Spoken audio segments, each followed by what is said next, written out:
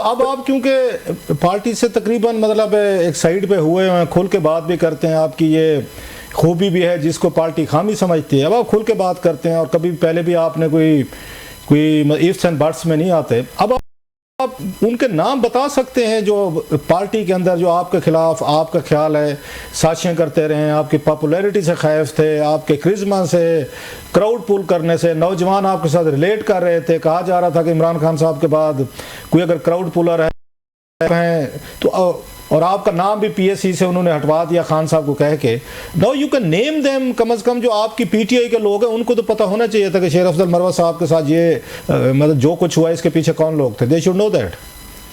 پاکستان تحریک انصاف کے ورکرز کو یہ علم ضرور ہونا چاہیے کہ پارٹی گزشتہ 1.25 سال سے کیوں پرفارم صحیح نہیں کر پا رہی ہے. مینڈیٹ کی ریکوری تو دور کی بات ہے، ہم اپنے جو منتخب لوگ تھے، سپریم کورٹ نے کچھ سیٹیں جو ہیں ہماری عطیائی، اس کے بعد کچھ لوگ بک گئے، کچھ لوگ پارٹی سے زبردستی ان سے پارٹی چھڑوائی گئی، ضمنی انتخابات میں کہیں 1% ہم کامیابی نہیں حاصل کر سکے، کوئی الائنس نہ کر سکے، کوئی لاکھوں کا مجمع ہم نہ نکال سکے. یہ ناکامیاں کیوں ہیں؟ اس کے پیچھے وجہ یہ ہے کہ نااہل لوگوں کو معاملات سپرد کیے گئے ہیں. اور میں صرف اتنا کہتا ہوں کہ جو خان کے قریب ترین ہیں وہی خان کے بدترین دشمن بنے ہوئے ہیں. پارٹی آج ان حالات میں اگر ہم جتنے مسائل سے دوچار ہیں، اس کی وجہ یہ ہے کہ یہاں پہ وہ بانمتی کا کنبہ بنا ہوا ہے. ہر ایک جو ہے اپنے دوستوں کو نواز رہا ہے، اپنے لوگوں کو نواز رہا ہے، اور اس نوازنے کے چکر میں پارٹی سے میرٹ کا بھی انہوں نے صفایا کر دیا ہے.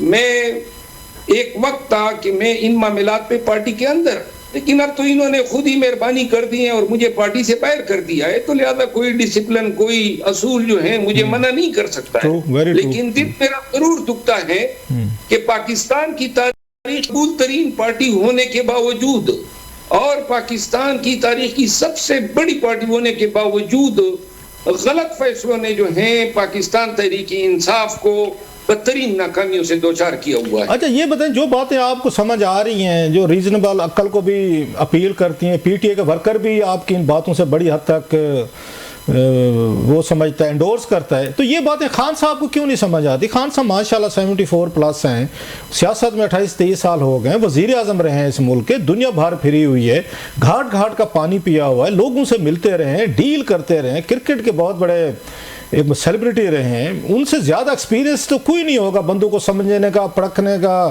کہ کون کیا ہے، کیسے ہے. تو کیا وجہ یہ ساری باتیں خان صاحب کو کیوں نہیں سمجھ آتی ہیں؟ وہ کیوں نہیں اپریشیٹ کر سکتے یہ باتوں کو، جو باتیں آپ بتا رہے کہ اتنے بھولے ہیں، اتنے سادہ ہیں؟ اگر اتنے سادہ اور بھولے ہیں تو کیا ایسے بندے کو پرائم منسٹر یا ملک کی بھاگ دوڑ دی جا سکتی ہے؟ کہ اگر وہ اتنے سادہ ہیں، جو باتیں آپ بتا رہے ہیں انہیں سمجھ نہیں آ رہی اور وہ دوبارہ وزیر اعظم بننا چاہتے ہیں اس ملک کو؟ خان صاحب جو ہیں، میں ایک آپ کو مثال دوں، جنرل الیکشن میں کراچی میں گیا، سندھ میں، وہاں ورکر نے جو ہیں اعتراضات کیے، سیٹس جو ہیں انہیں وہ غلط ایوارڈ ہوئے تھے، تقریباً ایک خاندان میں 7 لوگوں کو سیٹیں دی گئی. اچھا 7 نشستیں، ابھی بھی پورے سندھ کے ورکرز کو علم ہے. تو میں نے وہ ساری گزارشات خان صاحب کو بتائی اور خان صاحب نے جو ہیں اس کو ریویو کرنے کا کہا اور وہ ریویو ہو گئے. لیکن مثال میں نے اس لیے دی کہ وہ جو یہ سیٹیں خان کی امانت تھی، جتنی بھی سیٹیں تھیں اور ان کو میرٹ پہ دینا، ورکر کو دینا اور پارٹی کے مفاد میں دینا جو ہیں، یہ ہمارا کام تھا. جنرل نشستوں میں گزشتہ الیکشن میں یہ میرٹ آبزرو نہیں کیا گیا. کئی حلقے ایسے تھے. میں آپ کو ایک فیصل آباد کے حلقے کی مثال دوں. فیصل آباد میں ایک حلقہ ہے، وہاں سے ایک امیدوار تھے افتخار گمن صاحب. افتخار گمن صاحب وہ شخص ہیں جس کا آج بھی پاکستان تحریک انصاف پہ 20 کروڑ روپے کا قرضہ ہے. اچھا، پارٹی کے پاس پیسے نہیں تھے، ان سے قرضہ لیا ہوا ہے. اچھا، وہ شخص ہیں جس نے خان کے لیے آرمڈ یہ کنٹینر بنایا.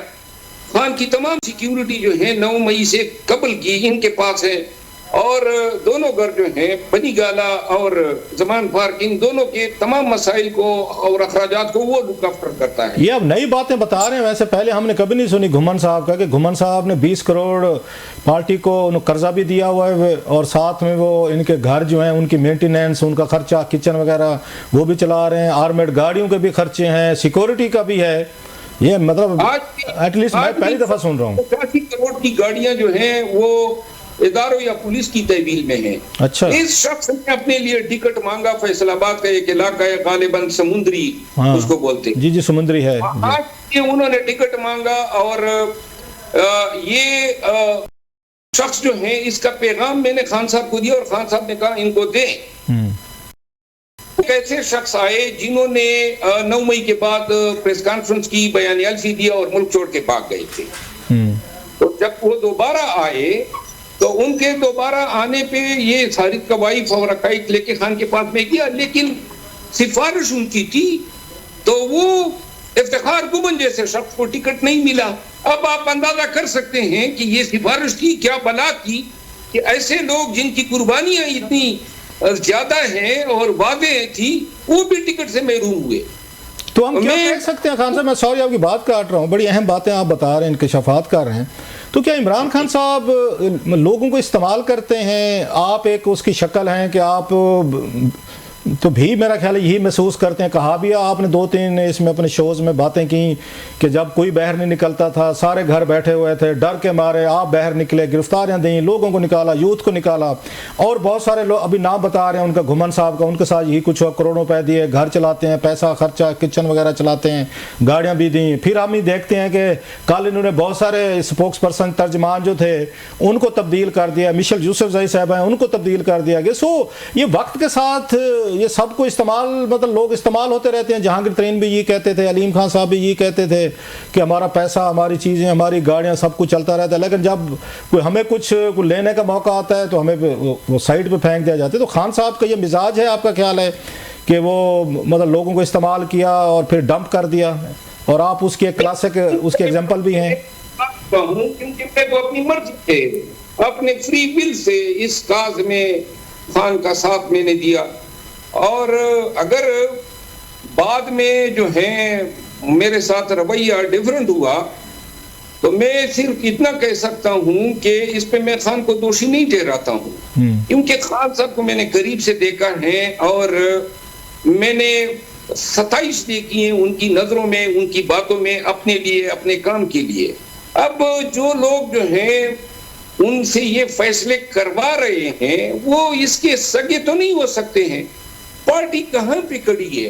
اور یہ بات، یہ معاملات جو ہیں ان لوگوں کی باتوں پہ اعتماد کرنا یا ان لوگوں کو قریبی سمجھ کے خان کا ان کے فیصلوں پہ عمل کرنا جو ہے، یہ میرا خیال ہے کہ اس آئیڈیا یا نظریوں کو جنم دیتا ہے کہ لوگ استعمال ہونے کے بعد جو ہے ٹکانے لگ جاتے ہیں.